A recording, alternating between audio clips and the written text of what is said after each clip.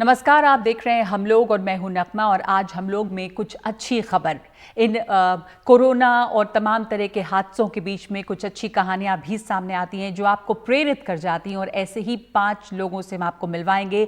ये कहानियां हैं कामयाबी की, और ये कहानियां हैं हर तरह की मुश्किलों के बावजूद कामयाबी हासिल करने की। हम आपको मिलवा रहे हैं आज यूपीएससी यानी कि union public service commission exam में जिन्होंने क्वालिफाई किया है, ऐसे 5 लोगों से हम आपको मिलवाएंगे। ऐश्वर्या श्योराण से, जो कि सिविल सर्विस परीक्षा में जिनका रैंक जो है वो 93rd रहा है। रौनक अग्रवाल, जो सिविल सेवा परीक्षा में 13वीं रैंक जिन्होंने हासिल की है। मुकुंद कुमार, सिविल सर्विसेज में इनका जो रैंक है वो 54th। और ऋचा रत्नम, सिविल सेवा परीक्षा में 274वीं रैंक हासिल की है। लेकिन अगर हिंदी मीडियम की बात करें तो ये हिंदी मीडियम से टॉपर हैं, पहला रैंक है इनका। और निधि बंसल, सिविल सेवा परीक्षा में 23वीं रैंक हासिल की है। बहुत बहुत स्वागत है आप तमाम लोगों का। और सबसे पहले तो बहुत मुबारकबाद आप तमाम लोगों को। तो शुरू मैं करना चाहूँगी, एक एक करके आप तमाम लोग हैं जुड़े हुए और हम ये बातचीत करेंगे। पर ऐश्वर्या, आपकी जो कहानी है वो बहुत लोगों को बहुत दिलचस्प ये लग रही है कि लोग ये सोचते हैं कि अगर कोई मॉडलिंग की दुनिया में हो या कोई एक्टिंग की दुनिया में हो या ग्लैमर के किसी फील्ड से जुड़ा हो तो फिर वो पढ़ाई लिखाई में ज़्यादा इंटरेस्टिंग होता है। आपने इस धारणा को तोड़ा है, स्टीरियोटाइप को तोड़ा है, तो ये बहुत इंटरेस्टिंग है। मॉडलिंग भी आपने की, फ्रेश फेस के तौर पे आप पहले गई और मिस इंडिया फाइनलिस्ट में पहुंची। और उसके बाद सिविल सर्विसेज की तरफ जो आपकी जर्नी थी, उसके बारे में पहले तो बताइए कि आपकी ये जर्नी कैसी रही। जी, बहुत से लोग जो मेरी जर्नी के बारे में सुनते हैं वो ये सोचते हैं कि ये लड़की तो पहले मॉडलिंग कर रही थी, फिर अचानक से इसने यू टर्न लेके सिविल सर्विसेज का ट्राई किया। बट अगर आप मेरी तरह से सोचें तो मेरे लिए हमेशा से सिविल सर्विसेज ही मेरा अल्टीमेट एम था। मॉडलिंग मेरे लिए एक हॉबी थी जो जब मुझे समय मिला मैंने ज़रूर की। मेरी मदर का बचपन से सपना था कि जब मैं छोटी थी तब से मेरे बचपन से सपना था कि वो मुझे मिस इंडिया में भेजें, उस प्लेटफॉर्म पर भेजें। और इसीलिए जब मुझे मौका मिला तो मैंने ज़रूर उसके लिए ट्राई किया। लेकिन मेरा इंटेंशन इसमें कोई स्टीरियोटाइप ब्रेक करना नहीं था। सिविल सर्विसेज की तैयारी मैंने इसलिए की क्योंकि तो सिविल मेरे लिए सर्विस, यही एक सॉरी मैं आपको करियर है। इंटरप्ट कर रही हूँ, पर सिविल सर्विस जो आपका गोल था और बीच में जैसे मौका आता गया, आपने मॉडलिंग भी कर ली और अब दिल्ली टाइम्स फ्रेश फेस में भी आपको चुना गया, तो ये जी। गोल इंटरेस्टिंग है कि आपकी माँ चाहती थी आपको वो फाइनलिस्ट के तौर पे देखना चाहती थी या मिस इंडिया के तौर पे देखना चाहती थी, लेकिन आपका गोल कुछ और था। तो वो कब से आपने ये सेट किया हुआ था गोल अपने दिमाग में? जी, काफ़ी जब मैं छोटी थी तब से ही, क्योंकि मेरे फादर आर्मी में हैं तो वो सोचते थे कि बच्चों को मेरा एक भाई भी है तो दोनों बच्चों को देश की सेवा में लगाना है जिस भी फील्ड में वो जाएं। तो शुरू से ही मेरे जहन में ये था कि सिविल सर्विसेज तो मुझे ट्राई करनी ही है। लेकिन जब मैं 12th ग्रेड में थी, मेरा जो स्कूल का लास्ट ईयर था, तब मैंने डिसाइड कर लिया था कि अगले 5 साल के अंदर अंदर मुझे सिविल सर्विसेज एग्जामिनेशन के लिए बैठना है। तो मैं 2014 में मैंने अपने 12th बोर्ड्स दिए एंड 2019 एग्जाम में विद गॉड्स ग्रेस मैंने एग्जाम दिया और सिलेक्ट भी हुई। जी, अब मैं लौटूंगी आपके पास। बहुत सारे इंटरेस्टिंग जी। सवाल हैं, बहुत सारे लोगों के बहुत सारे क्वेश्चंस हैं जानने के लिए। मुकुंद हमारे साथ हैं, मुकुंद कुमार, जिन्होंने 54th रैंक हासिल की है।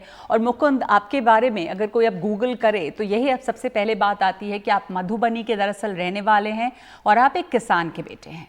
तो आपके पिता अभी भी कृषि में जुड़े हुए हैं और आपने वहाँ पर पढ़ाई भी शुरुआती जो है वो वहाँ पर ही की, राजनगर आवासीय शारदा विद्यालय मधुबनी डिस्ट्रिक्ट। बहुत सारे लोगों के दिमाग में ये रहता है ना कि आप बड़े अच्छे स्कूल में जाएंगे दिल्ली या बड़ी शहर में, तब आपको आसानी रहती है। लेकिन ये भी दिखाता है कि जो छोटे स्कूल छोटी जगहों पे भी हैं, वहाँ से भी कितनी बड़ी कामयाबी की कहानियाँ सामने आती हैं।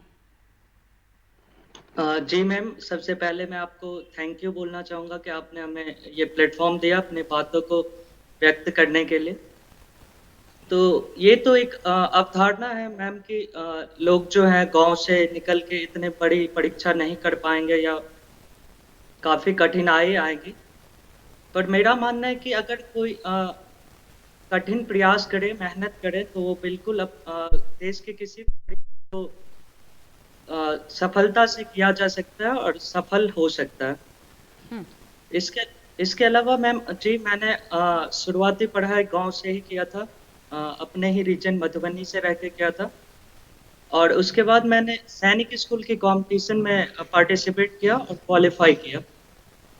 तो वहाँ से मैंने 12th कंप्लीट की और फिर मैं आगे पढ़ाई के लिए दिल्ली यूनिवर्सिटी से मैंने आगे पढ़ाई की। दिल्ली यूनिवर्सिटी में तो आपने इंग्लिश ऑनर्स में डिग्री लिया है और आपने जो 54th रैंक हासिल की है, ये तैयारी आप कितने समय से लगे हुए थे इसमें और आपको उम्मीद थी इस रैंक की, ऐसे बेहतर की, या आपको लग रहा था कि बस क्लियर हो जाए? आप कॉन्फिडेंट थे इसके बारे में कि आपको इतनी अच्छी रैंक मिलेगी? मैम मैंने 2 इयर्स प्रिपरेशन किया था प्रीलिम्स अपेयर करने से पहले। तो मुझे मेरा चूंकि मेंस और इंटरव्यू काफ़ी अच्छा गया था, तो मुझे ये था कि रैंक आज लिस्ट में नाम आ जाना चाहिए। तो मेरा था कि 200 से 250 के बीच में या कहीं ना कहीं मुझे इंडियन पुलिस सर्विस मिलेगा। पर ये एक्सपेक्टेशन नहीं था कि मैं टॉप 100 में आ जाऊंगा और somewhere I will fall around 50। तो ये मैम आउट ऑफ एक्सपेक्टेशन था। और जब मैंने अपना रिजल्ट देखा तो मुझे खुद बिलीव नहीं हुआ कि मैंने 54th रैंक प्राप्त की है। तो उम्मीद से तो बेहतर आपका जो रिजल्ट था वो सामने आया और अब आप जाहिर है कि अब आईएएस बनेंगे। और आपसे मैं बात करूंगी आगे भी, लेकिन हमारे साथ निधि बंसल भी जुड़ी हैं जो आईपीएस हैं ऑलरेडी, जिनका सिलेक्शन हुआ था। इस बार उनको 23वीं रैंक हासिल हुई है निधि आपको, और आपकी कहानी बहुत इंटरेस्टिंग है कि आईआईटी भी आपने क्लियर किया था, उसके बाद आपने यूपीएससी भी क्लियर किया 2 दफ़ा, आईपीएस आप ऑलरेडी रही, और अब जो आपका रैंक आया है तो आप आईएएस बनेंगी। तो मैं सबसे पहले ये जानना चाहती हूँ कि अब आप निश्चिंत हैं, सेटिस्फाइड हैं? अब तो इम्प्रूवमेंट और ज़्यादा करने की कोई चाह तो नहीं है? Thank you very much for inviting into this platform. Yes, I am very satisfied with the service. Earlier also I was satisfied with the IPS, but only thing was that I was always thinking that somewhere I'm lacking in my preparation. And I wanted to be an IAS because I started my preparation with an aim to become an IAS. Okay. तो IAS बनने के लिए तो इसलिए फिर मैंने दोबारा exam लिखा, अपनी स्ट्रेटेजी चेंज की और फाइनली मुझे 23rd रैंक मिल गई है। तो आप आईपीएस थी, आपको आईएएस बनना था, ये आपके दिमाग में तय था? और क्यों आप आईएएस ही बनना चाहती थी, या यूपीएससी का जो गोल था आपका वो तो था, आप आईआईटी भी आपने की, तो थोड़ा डिटेल में बताइए कि ऐसे वैसे बहुत सारे लोग होते हैं जो आईआईटी करते हैं, इंजीनियरिंग करते हैं, उसके बाद यूपीएससी भी देते हैं, तो कैसे ये आप लोगों का पढ़ने से दिल नहीं भरता, मेहनत करने से, कि अब तो कर लिया कंप्लीट, अब छोड़ दो? नहीं, ऐसा कुछ नहीं है। मैंने एनआईटी से अपना जो इवन आई स्टार्टेड जॉब, मेरा इनिशियली कोई ऐसा प्लान नहीं था कि मुझे आईएएस बनना है। I did even 1 year job, मैंने 1 साल काम किया हुआ है प्राइवेट सेक्टर में बैंगलोर से। फिर जब जॉब के टाइम पर मुझे एहसास हुआ कि मुझे कुछ पब्लिक सर्विस में करना है, और मैं सेटिस्फाइड नहीं थी अपनी जॉब से। मुझे लग रहा था कि आई एम नॉट फीलिंग, जो कनेक्ट नहीं आ रहा था मुझे अपने काम से। तो फिर मैंने अपने घर पे बात किया, फ्रेंड से कंसल्ट किया, लाइक कि मुझे आईएएस की तैयारी करनी है। Then I started with the preparation. Raunak Agrawal, 13वीं रैंक हासिल आपने की है, बहुत मुबारकबाद आपको। और आपने आपका जो गोल था, आपकी जो तैयारी थी वो कैसी रही? आपको क्या लगता है कि ये इस तरह की रैंक, सब लोग बहुत मेहनत करते हैं यूपीएससी के लिए, जो भी एग्ज़ाम दे रहे होंगे जाहिर है, तो क्या ट्रिक होता है? क्या आपका क्या ख़ास नुस्खा जो आप किसी को बताना चाहें कि वो क्या चीज़ है जो क्लिक कर जाती है? Thank you so much ma'am for inviting me here. And ma'am, मेहनत तो सभी को ही करते हैं, और इस लिस्ट में जिन जिन का नाम है सभी को इक्वली डिजर्विंग है। बट अब रैंक कौन सी आ रही है, ये बहुत सारे फैक्टर्स पे डिपेंडेंट होती है। हार्ड वर्क और स्मार्ट वर्क तो डेफिनेटली रहती है, बट उसके साथ ही बड़ों का आशीर्वाद भी बहुत ज़्यादा मैटर कर जाता है इसमें। और अगर आप कुछ ट्रिक्स के बारे में बात अगर अपनी करते हैं, तो मैम मेरा यही कहना है कि कंटेंट के साथ साथ में आंसर राइटिंग भी इक्वली इंपॉर्टेंट है, कि आंसर को कैसे ट्री किया जा रहा है। बिकॉज एक एक्स फैक्टर जो आंसर में आना चाहिए, जिससे आपका आंसर अपने आप खुद बोलता है, वो कुछ हद तक कभी कभी वर्क कर जाता है। तो लाइक अगर सब हेडिंग्स में लिखना, या फिर कुछ वर्ड डायग्राम्स इंक्लूड करना, या फिर कुछ नए एग्जाम्पल्स देना, अलग अलग डायमेंशंस को कवर करना, ये सब कुछ इंपॉर्टेंट फैक्टर्स हैं जो मैंने फॉलो किया था। प्रेजेंटेशन यानी कि जो होता है उसका वो इम्प्रेसिव होना चाहिए। कंटेंट बहुत लोगों के पास होता है, तमाम लोग बहुत कोचिंग भी करते हैं, जानते भी हैं, लेकिन उस लिमिटेड समय में और उतनी उस जगह में आप कैसे प्रेजेंट करते हैं, आप कह रहे हैं कि वो इम्पॉर्टेंट है। और आपने ये तीसरी दफ़ा में क्वालिफाई किया है, तो कहीं हताशा भी हुई थी कि अब छोड़ दिया जाए, या एकदम आप डिटर्मिन्ड थे? मैम ये मेरा थर्ड अटेम्प्ट है और 2 बार जो मैं फेल हुआ था वो प्रीलिम्स में ही हुआ था। सो डेफिनेटली एक हताशा तो आ ही जाएगी कि तो फर्स्ट ये लेवल तो में ही मैं कमाल है कि 2 दफ़ा प्रीलिम्स में नहीं हुआ और उसके बाद सीधे रैंक इतनी अच्छी आ गई आपकी। मैम ऐसा वही क्या बात है। अलग कर दिया इस बार आपने? आपको क्या लगता है डिफरेंस आपके पहले 2 अटेम्प्ट और इस बार में? मैम क्योंकि मैं मेंस और इंटरव्यू अटेम्प्ट ही नहीं किया था तो उसमें तो कुछ डिफरेंस नहीं आया, बट प्रीलिम्स क्या है, थोड़ा सा उसमें गेस करना पड़ता है, उसका एक अप्रोच करने का तरीका अलग रहता है। सो मुझे सीनियर्स ने जैसे जैसे हेल्प किया तो it work for me this time. और ऐसा नहीं है कि प्रीलिम्स का कुछ पर्टिकुलर ट्रैक है, हर बार पैटर्न चेंज होते जा रहे हैं। सो इसलिए कुछ उसके लिए कुछ बोला नहीं जा सकता, बट मैं मेंस और इंटरव्यू का रीज़न ये है कि मैं ऑलरेडी सीए और ग्रेजुएशन में आंसर राइटिंग ये सब कर चुका हूँ। हम लोग का सीए भी सब्जेक्टिव पेपर होता है, जी। तो that might be the reason कि जो जिसने मुझे हेल्प किया। अच्छा। और रही बात डिटर्मिनेशन की, तो मैम वो मैं क्लास 12 से ही सोचा हुआ था कि मैं सिविल सर्विसेज में आना चाहता हूँ, बट क्योंकि इतना डिफिकल्ट एग्जाम है तो इसलिए पहले अपना कुछ एक बैकअप रखना चाहता था एंड देन फिर डिटर्मिन्ड होके इसके लिए ट्राई किया। हाँ, तो वो आप अश्योर कर लेना चाहते थे कि इंश्योर कि आपके पास कुछ है बैकअप। ऐसा नहीं कि हम यूपीएससी नहीं हमने किया तो कुछ भी हाथ नहीं रहा, और आप शायद अपने पिता का कारोबार भी संभालने वाले थे अगर आप ये नहीं करते। तो उस पर हम आगे बात करेंगे। ऋचा रत्नम, बहुत बहुत मुबारकबाद आपको। हिंदी मीडियम से आपने क्वालिफाई किया, 274वीं रैंक आपकी वैसे आई, पर पहली रैंक है आपकी अगर उन लोगों को देखें, उन कैंडिडेट्स को जिन्होंने हिंदी माध्यम चुना। बहुत मुबारक हो आपको। और मैं ये जानना चाहती हूँ कि इसमें जो समस्याएं क्या आती हैं? बाकी तमाम लोगों ने इंग्लिश मीडियम में आंसर लिखा होगा, यानी कि अगर हम बात करें कि क्या कंटेंट हासिल है जो कि अंग्रेज़ी वाले लोगों को भी होता है, क्यों नहीं ज़्यादा लोग जो हिंदी मीडियम से लिखते हैं वो और ऊंची रैंक्स हासिल कर पाते हैं? आपकी क्या इस पर कहेंगी आप? सबसे पहले तो मैम मैं आपको थैंक यू बोलना चाहूंगी मुझे इस शो में इनवाइट करने के लिए। You welcome. दूसरी बात ये है मैम कि हिंदी माध्यम से जो भी ये परीक्षा देना चाहते हैं उनके सामने सबसे बड़ी चुनौती एक क्वालिटी कंटेंट की है, क्योंकि हिंदी माध्यम में कहीं ना कहीं जैसे कि द हिंदू जैसा पेपर है वो जी। नहीं है, और जिस तरीके से जीएस जो है हमारे वो 4 पेपर का होता है, तो उसमें इस तरह के जो सोर्सेज हैं वो बहुत इंपॉर्टेंट रोल प्ले करते हैं। तो कहीं ना कहीं जो कंटेंट है वो एक बहुत बड़ा फैक्टर, डिसाइडिंग फैक्टर हो गया इस एग्जाम में, जो कि हिंदी माध्यम में उस तरीके से अवेलेबल नहीं। जी, वो उसमें कंटेंट की कमी है। तो आपने जो अपनी पढ़ाई की वो अंग्रेज़ी की चीज़ें आप पढ़, जैसे आपने द हिंदू अखबार का नाम लिया, जो आपका बाकी कंटेंट था, किताबें थी या जो भी चीज़, जैसे आपने तैयारी की तो अंग्रेज़ी में ही किया होगा फिर तो? जी हाँ, मैंने अपने आप को अपने सोर्सेज को लिमिट नहीं किया किसी भाषा में, और मैं अंग्रेजी की किताबें भी पढ़ती थी और न्यूज़पेपर वगैरह भी पढ़ती थी, तो मैंने इस तरह से तैयारी। तो जो लोग अब हिंदी मीडियम, हिंदी माध्यम से एग्ज़ाम देना चाहते हैं यूपीएससी के लिए, उनके लिए बहुत बड़ी एक प्रेरणा वाली बात है, और वो प्रेरित होंगे आपकी इस कामयाबी से। तो उन्हें आप संदेश देना चाहती हैं, उन्हें बताना चाहती हैं कि अगर आप हिंदी में एग्ज़ाम देते हैं तो किन बातों का ध्यान रखना चाहिए, कैसे डरने की ज़रूरत नहीं है, और हिंदी से जो एग्ज़ाम देते हैं उनके लिए क्या कुछ नई समस्याएं हैं सीसैट लागू होने से?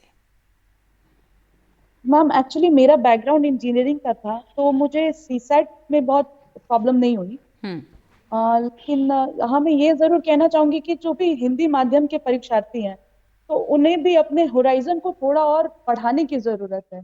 मतलब उन्हें सिर्फ अपने आप को उस भाषा में जो कंटेंट अवेलेबल है उसके अलावा भी अगर क्वालिटी कंटेंट अगर इंग्लिश में अवेलेबल है तो उसे भी उन्हें पढ़ने की जरूरत है, और उसे अपने आंसर में लिखने की जरूरत है। तो ये बहुत महत्वपूर्ण है कि अपने आप को आप सीमित नहीं करें भाषा की वजह से, और बाकी अब यानी अंग्रेज़ी में जो कंटेंट अवेलेबल है उसमें भी आप पढ़ाई करें। और आपने ये जो आपका अटेम्प्ट था, आपने इसके पहले भी एग्ज़ाम्स, ये यूपीएससी का एग्ज़ाम दिया था, लेकिन आप ये डिटर्मिन्ड थी कि आप अच्छा रैंक लाना ही लाना है आपको। तो 5वें प्रयास में आपकी ये कामयाबी हासिल हुई है, लेकिन इसके पहले भी आपने एग्ज़ाम दिया और अब क्लियर भी आप कर पाई थी कुछ सर्टेन स्टेजेस। यस मैम, इससे पहले मैंने मेंस तक मैं पहुंची थी, लेकिन कुछ मार्क्स से मेरा कॉल नहीं आया था, तो इसलिए मैंने फिर 1 साल का ड्रॉप किया और फिर पूरी तैयारी की और फिर उसके बाद इस बार एग्जाम दिया और मैं क्लियर हो। जी जी। तो आप सब बने रहें हमारे साथ, हम आपसे और बहुत सारी बातें करना चाहते हैं और कहानियाँ आपकी जानना चाहेंगे। एक छोटा सा ब्रेक ले रहे हैं हम लोग में और लौटेंगे। हम बातचीत कर रहे हैं आईएएस यूपीएससी टॉपर्स से और उनकी कामयाबी की कहानियाँ हम आपके सामने लेकर आ रहे हैं। बस थोड़ी देर में लौटते हैं।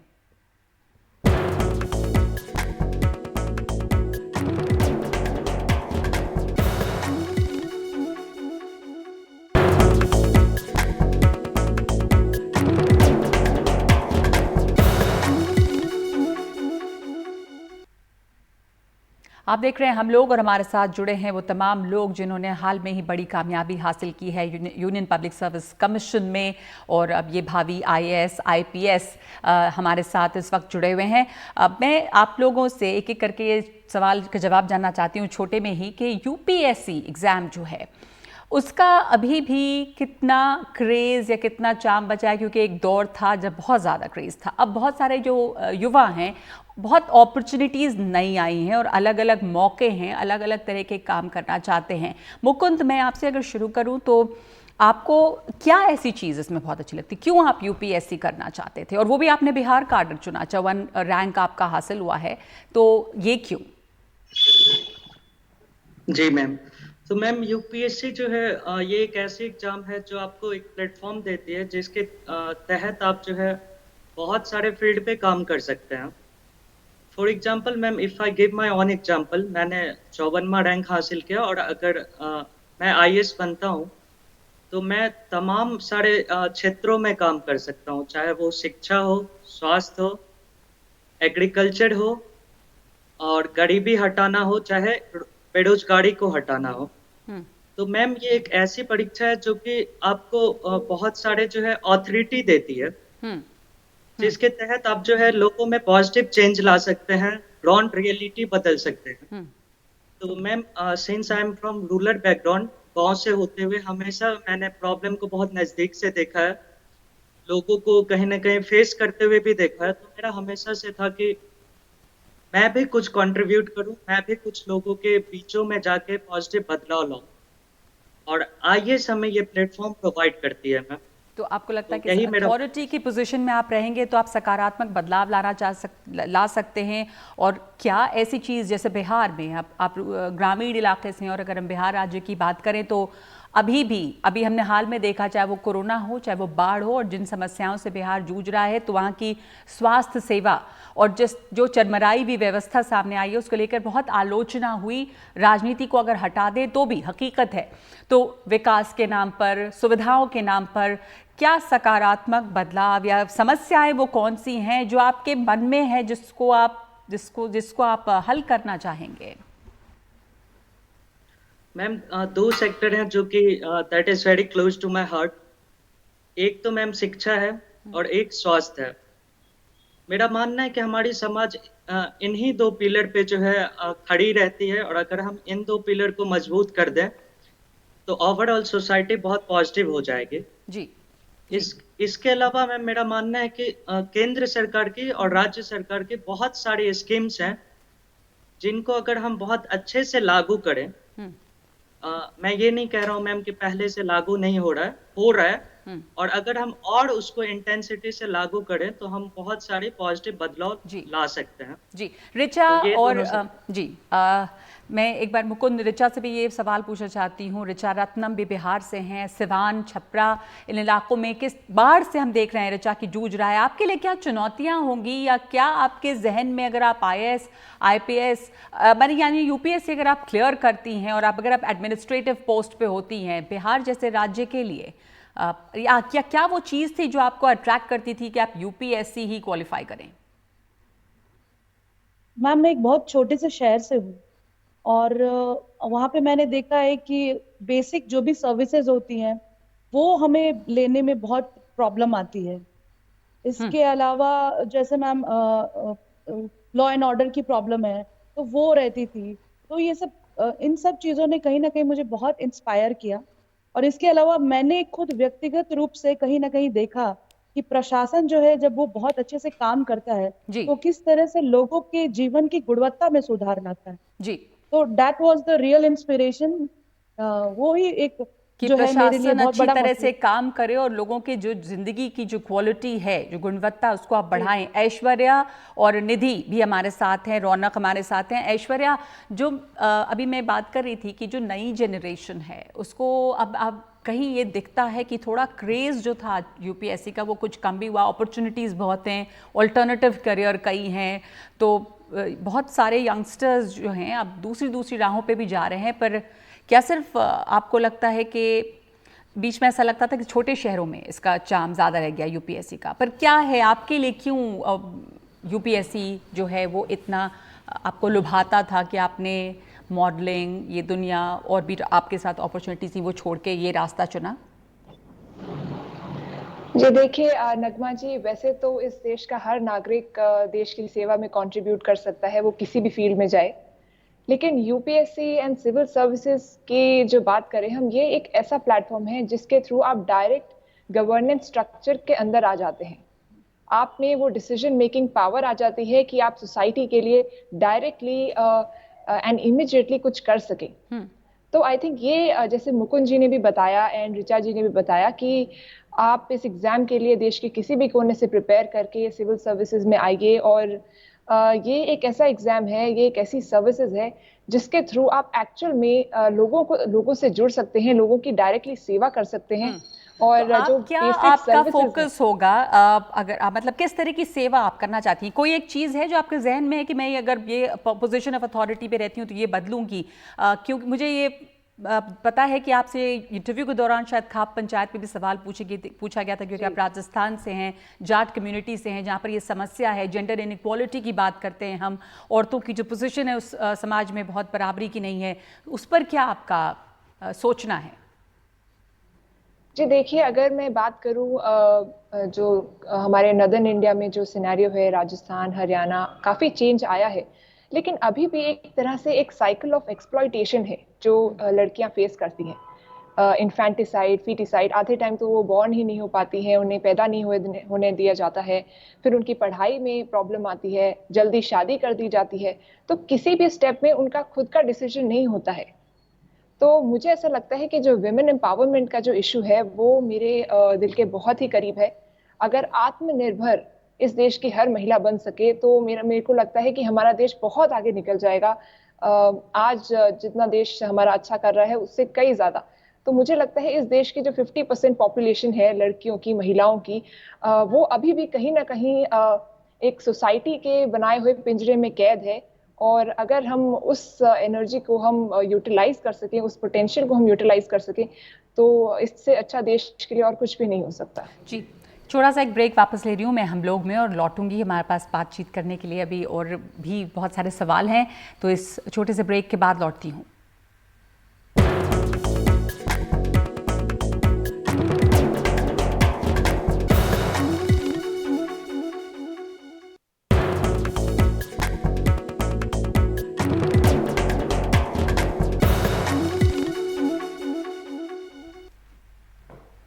आप देख रहे हैं हम लोग, और हम बात कर रहे हैं यूपीएससी टॉपर्स से, जिनके बेहतरीन रैंक आए हैं, उन तमाम लोगों से उनकी कामयाबी की कहानियां सुन रहे हैं, और साथ साथ ये भी कि उनके सामने क्या चुनौतियां हैं ये भी हम जानना चाहेंगे। हमने अभी जब हम बात कर रहे थे इसके पहले, तो हमने ऐश्वर्या से पूछा कि उनके मन में क्या लगता है कि वो क्या सुधार लाएंगी, और जो विमेन इशू है ख़ास तौर पे खाप पंचायत के बारे में भी उनसे बात हुई थी। तो अब ये है कि जो इस समय के मुद्दे हैं उसके हिसाब से चुनौतियां किस तरह से बदली हैं, और इस पूरे दौर में खास करके जो पिछले महीने गुजरे हैं और जैसे एक दुनिया ने नया पैंडेमिक देखा कोरोना की शक्ल में, चीज़ें जिस तरह से बदली, चाहे वो पढ़ाई का जरिया हो, ढंग हो, नौकरियां हो, ये तमाम चीज़ें बहुत बदली हैं और जो प्रशासनिक सेवाओं में उनके लिए नई चुनौतियां भी आई हैं। तो ऋचा, आपको क्या लगता है कि किस तरह की, और रौनक आपसे भी मैं जानना चाहूँगी, बाकी लोगों से भी, कि किस तरह की चुनौतियाँ, नई चुनौतियाँ इस बदले हुए दौर में नज़र आती है अब प्रशासन के लिए?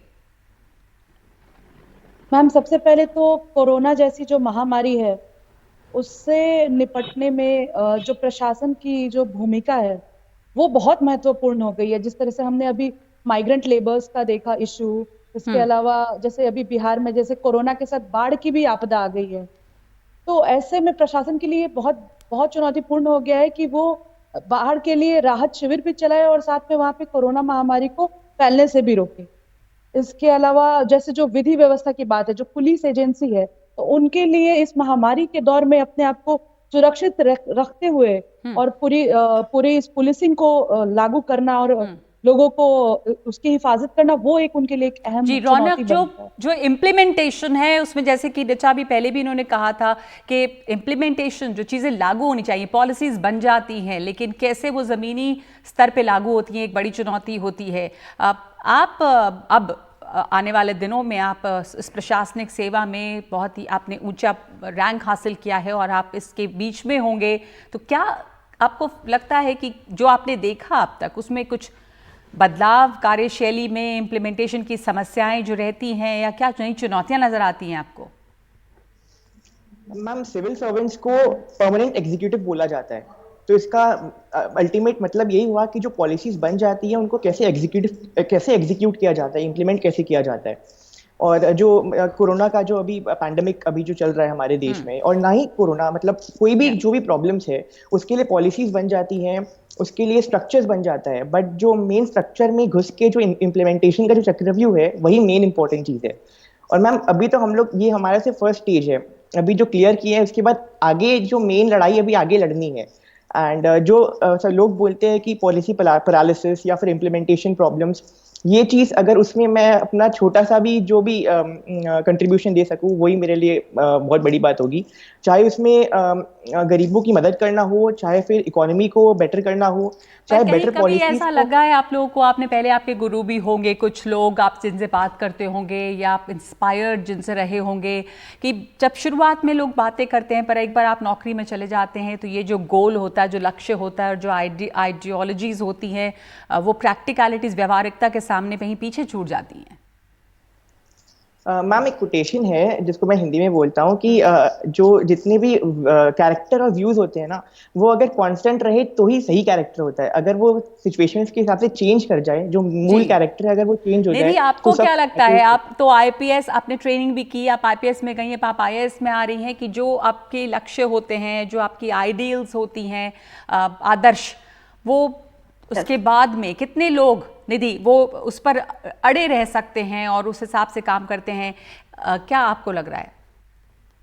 ये इंसान से इंसान पर डिपेंड करता है, like individual to individual basis, कि आप अपने आदर्शों पे कितने टिके रहते हैं। यदि आपका आदर्श काफी स्ट्रॉन्ग है और आप में सच में वो निष्ठा है, कर्म निष्ठा है कि मुझे जन सेवा में काम करना है, अपना सेल्फ इंटरेस्ट साइड से रख करके, तो मुझे नहीं लगता कि जो आपकी आइडियोलॉजी है वो बदलती है। यदि आप उन पर हैं वहां पर, तो और प्रशासन भी आपको सराहनीय करता है, ऐसा नहीं है कि आप इसकी वजह से कहीं पनिश होते हैं। बहुत सारे अच्छे ऑफिसर्स हैं जो अपने आदर्शों पे कायम रहे हैं, ऐसे मिसाली लोग हैं। तो ऐसे कोई लोग, मैं आप तमाम लोगों से जानना चाहूंगी, निधि आपसे ही शुरू करती हूँ, फिर ऐश्वर्या मैं आपसे जानना चाहूंगी कि जो आपकी आदर्श रहे, किसी भी फील्ड के कोई हो, निधि, आपको कौन इंस्पायर करता रहा, या जब आप इतनी मेहनत करने के दौरान कुछ प्रेरणा के लिए सोचती या देखती थी, तो क्या होता था वो? यदि मैं ब्यूरोक्रेसी में देखा जाऊं तो मुझे टीएन सेशन से बहुत इंस्पायर करते थे। लाइक सारी चीजें वैसी ही थी, जस्ट उन्होंने अपनी जो रिस्पॉन्सिबिलिटी, अपनी अथॉरिटी को अच्छे से रियलाइज करके जो उन्होंने इलेक्शन को फ्री एंड फेयर बनाया इंडिया में, वो सच में सराहनीय है। कि जैसे सुप्रीम कोर्ट बोलती भी है कि आपके पास पावर होती है, बस आप उनको पहचानते नहीं है। तो वो बहुत जरूरी हो जाता है। काफी बार टीएन हम सेशन ने सिविल सर्वेंट्स भी आपको बोलते हैं कि हम ये नहीं कर इंस्पायर पाते। किया है, ब्यूरोक्रेसी की बात करें तो, और ऐश्वर्या आपको, मुकुंद आपको कौन इंस्पायर करता रहा? ऐश्वर्या। जी नगमा जी, वैसे तो बहुत मुश्किल है एक नाम लेना, हाँ। लेकिन आई थिंक ये नहीं, एक कई लोगों के ओपन बारे में भी आप सीक्रेट बता सकती हैं कि आपकी प्रेरणा या कौन सी चीज आपको हेल्प करती थी रिलैक्स करने में या प्रेरित करती थी? जी। आई थिंक ये एक अब ओपन सीक्रेट है कि किरण बेदी जी ने मुझे सबसे ज़्यादा इन्फ्लुएंस किया है। मैं जब स्कूल टाइम में थी तो मुझे ये सौभाग्य प्राप्त हुआ कि मैं एक बार उनसे मिली थी। मैं अपनी स्कूल की जब हेड गर्ल थी, एंड उसी टाइम से उनकी ओवरऑल पर्सनालिटी से जितना वो एथिक्स पर ध्यान देती हैं, तो सिर्फ काम ही नहीं, काम को सही ढंग से करना, ये एक बहुत बड़ी सीख मैंने उनकी ज़िंदगी से ली है। और आई थिंक अगर मैं जितना उन्होंने किया है इस देश के लिए उसका 50% भी कर पाऊँ, तो आई थिंक मेरी लाइफ का पर्पस फुलफिल हो जाएगा, बिकॉज हाँ। What she has done, I think she is inspired Kiran so Bedi ने मेनी बहुत वुमेन। लोगों को, शी इज इंस्पायर्ड मैनी। और आपको मुकुंद? मैम, मेरे लिए मेरे पेरेंट्स, मेरी माँ और पापा मेरे इंस्पिरेशन रहे हैं। जी। मेरे पापा की काफी ऑप्टिमिस्टिक व्यू हमेशा रहते थे। पापा हमेशा पॉजिटिव सोच और सकारात्मक सोच रखते हैं। तो जब भी मैं फेल करता था तो वो मुझे मोटिवेट करते थे और प्रोत्साहित करते थे और अच्छा करने के लिए। और मेरी माँ जी भले ही वो गृहिणी है, पर उनका जो ये डेडिकेशन जो है काम करने में, हाँ। और जो सारे टाइमलाइन के साथ काम करती हैं, वो पंचुअलिटी मुझे काफी मोटिवेट करता था। और जी। उनका सपना तो था आपके कि उनका पिता, बेटा सरकार। बिल्कुल, माँ और पिता जो हैं वो आपको लगातार प्रेरित करते रहे। समय हमारे पास थोड़ा कम है इसलिए मैं आपको बीच में काट रही हूँ, माफ़ कीजिएगा। पर रिचा, आप तो मैंने देखा, सुना है, पढ़ा है अब आपके बारे में कि आप मेडिटेशन भी करती हैं, विपासना भी करती हैं। तो जब दिमाग को शांत करने के लिए इतनी पढ़ाई, अब तमाम लोग ही बहुत पढ़ाई करके जाहिर है कि यहाँ पे घंटों पढ़ते पढ़ते ये एग्ज़ाम कम्पीट करते हैं, तो कैसे आप खुद को संतुलित रखती थी? हाँ मैम, मैं विपाशना करती थी अपने आप को स्ट्रेस फ्री करने के लिए। इसके अलावा मुझे गाने सुनना अच्छा लगता है। अच्छा। तो मैं कंटेम्प्रेरी जो भी मुझे गाने अच्छे लगते थे मैं वो सुना करती थी। और मुझे टेनिस देखना अच्छा लगता है, तो मैं टेनिस देखा करती थी। कभी भी मुझे ऐसा लगता था कि मेरा मूड ऑफ है या थोड़ी एनर्जी लो है, तो मैं जी। टेनिस देखा करती थी और अपने आप को रिवाइव करती थी। टेनिस, विपासना, गाने, म्यूजिक सबको हेल्प करता है। रौनक, आखिरी सवाल आपसे। Yes ma'am. जी, आपने कैसे अपने आप को रिलैक्स्ड रखा? वो भी बड़ा ज़रूरी है कि तनाव मुक्त रहें, या बीच में जब पढ़ाई के अलावा क्या करते थे आप इन दिनों? मैम, जी। एक मेरी हॉबी है पोएम्स लिखना, तो मैं हिंदी और इंग्लिश में पोएम्स लिखता हूँ। अरे वाह। और कभी कभी मेरा पढ़ाना भी शौक है, तो अगर कभी ज़्यादा लंबा टाइम मेरे पास अवेलेबल रहता था अगर शेड्यूल से, तो मैं सीए स्टूडेंट्स को पढ़ाता था। इसके अलावा वेब सीरीज भी मैं काफ़ी देखता हूँ नेटफ्लिक्स या प्राइम पे, तो इन सब के थ्रू अपना माइंड ऑफ थोड़ा सा हल्का करता था। जी। और मैम एक और चीज़, मैं सोशल मीडिया से ऑफ नहीं हुआ था, तो फेसबुक, व्हाट्सएप, एवरीथिंग जैसे ऐश्वर्या ऑफ हो गई थी सोशल मीडिया से कि डिस्ट्रैक्ट नहीं हो, और आप तमाम लोग भी सोशल मीडिया हेल्प करते थे आपको? निधि? मुझे सोशल मीडिया सिर्फ थोड़ा सा रिलैक्स होने के लिए हेल्प करता था, लेकिन हाँ। पढ़ाई बहुत हो गई, अब थोड़ा सा मूड चेंज करना है, तो I used to go on social media. मैं अपने दोस्तों से बात करती थी फोन पर, तो उससे काफी एक रिलैक्स फील होता है, मतलब बिल्कुल। वो और पढ़ाई निधि, की तरफ आपको माहौल बिल्कुल, change हो और जाता है। ऐश्वर्या आपको बिल्कुल नहीं चाहिए था ये, आप बिल्कुल कट ऑफ हो गई थी सोशल मीडिया से। जी देखिए नगमा जी, मैंने जब यूपीएससी की तैयारी शुरू की थी उसके 1-2 महीने पहले से ही मैं सोशल मीडिया से कट ऑफ हो गई थी। उसका रीज़न सिंपल सा था कि अगर मैं सुबह उठते ही अपना फ़ोन चेक कर रही हूँ, तो मुझे लगता था कहीं न कहीं I am becoming a slave to the technology. तो ये Okay. रियलाइज़ेशन जब मुझे आई, तो मुझे लगा कि मुझे थोड़े दिन के लिए इससे दूर रहना चाहिए, अपना टाइम प्रोडक्टिवली यूज़ करना चाहिए। बिल्कुल। तो जो सबके लिए कोई एक मंत्र नहीं है, सबके अपने अपने तरीके होते हैं रिलैक्स करने के, तैयारी करने के। बहुत बहुत शुक्रिया आप तमाम लोगों का, और बहुत ही शुभकामनाएं आगे के लिए। बहुत बहुत धन्यवाद। Thank you. Thank you. एक छोटा सा ब्रेक ले रहे हैं हम लोग में।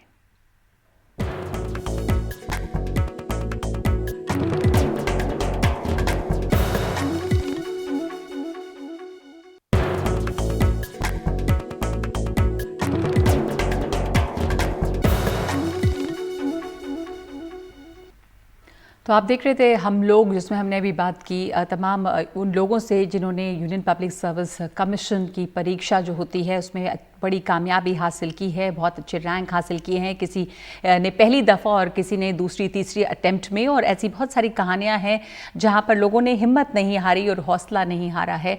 और ये एक तरह से प्रेरणा बनती है उन तमाम लोगों से जो न सिर्फ यूपीएससी बल्कि दूसरे कोई भी इम्तिहान को दे रहे हैं और ऐसे मुश्किल वक्त में अपना मानसिक संतुलन किस तरह बनाए रखते हैं। तो ये मकसद था हमारा इन लोगों से इस वक्त बातचीत करने में, जब दुनिया बहुत हद तक बहुत तरीके से बदल गई है।